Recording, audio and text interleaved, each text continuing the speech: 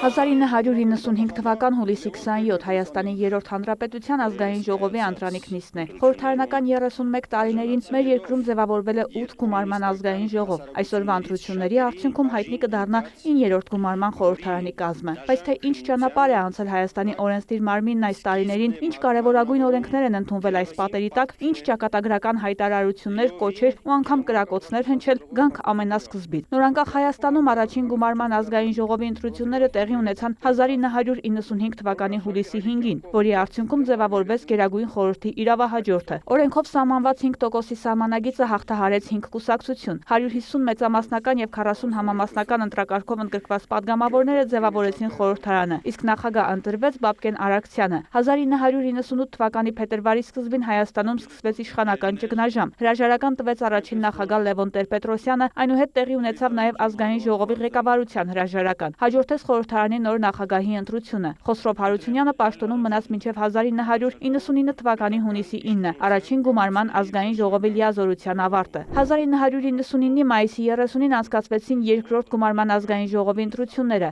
Այս շրջանում արդեն երկիրը ղեկավարում էր երկրորդ նախագահ Ռոբերտ Քոչարյանը։ Խորհրդարանում օրենքով սահմանված 5%-ի սահմանագիծը հաղթահարեցին 6 կուսակցություն եւ դաշինք՝ Միասնություն, Իրավունք եւ Միաբանություն դաշինքներ, Հայաստանի կոմունիստական կուսակցություն, Հայեղափոխական դաշնակցություն, Օրինաց երկիր, Ազգային ժողովրդավարական միություն կուսակցություններ։ Նախագահ ընտրվեց Կարեն Դեմիրճյանը։ Ընդամենը 4 ամիս անց 1999 թվականի հոկտեմբերի 27-ին ազգային ժողովի երրորդյայի վերջին օրվա նիստին ազգային ժողով կառավարություն հարցուպատասխանի ընթացքում խորհրդարանի նիստերի դահլիճ ներխուժեցին 5 զինված անձինք եւ կրակ բացեցին ազգային ժողովի падգամավորների եւ կառավարության անդամների վրա։ Զոհվեցին ազգային ժողովի 8 անդամներ, այդ թվում նախագահ Կարեն Դեմիրճյանը, վարչապետ Վազգեն Սարգսյանը։ Հոկտեմբերի 27-ի ոճրագործությունից հետո նախագահի հրամանագրով 1999-ի նոյեմբերի 2-ին գումարված ազգային ժողովի արտահերթ նստաշրջանում ընտրվեց ազգային ժողովի նոր ղեկավարություն։ Խորհրդարանի նախագահ ընտրվեց Արմեն Խաչատրյանը։ Երկրորդ գումարման ազգային ժողովում ստեղծվեցին падգամավորական 6 խմբակցություն եւ 3 խումբ։ Այն իր գործունեությունը շարունակեց մինչև 2003 թվականի մայիսի 14-ը, իսկ մինչև 2007 թվականի ապրիլի 9-ը երրորդ գումարման ազգային ժողովի գործունեության ժամկետն էր։ Չորրորդ գումարման ազգային ժողովի աշխատանքները սկսվեցին նույն թվականի հունիսի 7-ին։ 5-րդ գումարման ազգային ժողովի առաջին նստաշրջանը գումարվեց 2012 թվականի մայիսի 31-ին։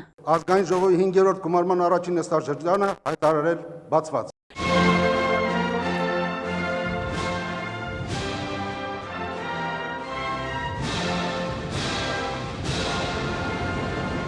Հայաստանի Հանրապետական կուսակցություն, Բարգավաճ Հայաստան, Հայ ազգային կոնգրես, Օրինաց երկիր, Հայեղափոխական դաշնակցություն, Ժառանգություն։ Այս խմբակցություններն էին խորհրդարանում գործունեություն ծավալում մինչև 2017-ի ապրիլ։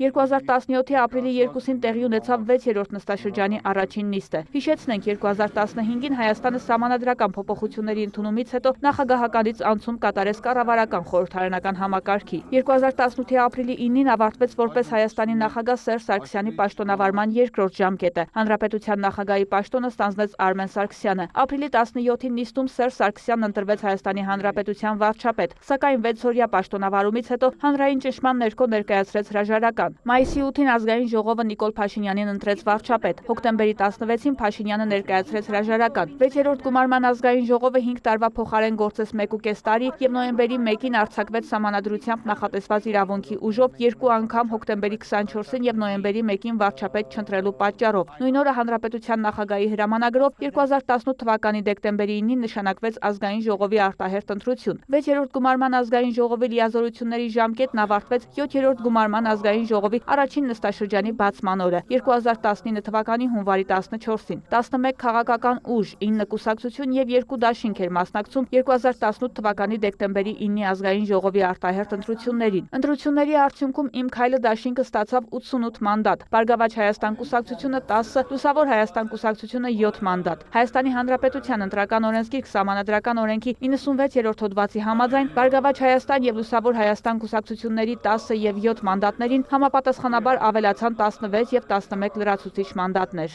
Ազգային ժողովի 7-րդ գումարման առաջին նստաշրջանը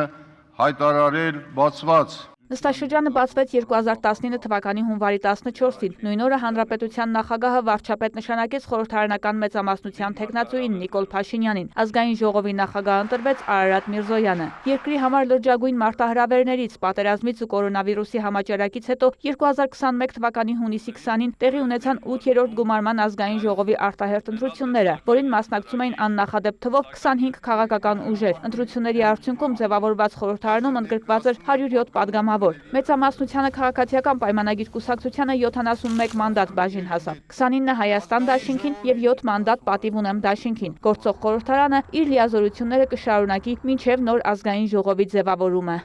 Վարդուհի Արզումանյան, լուրեր։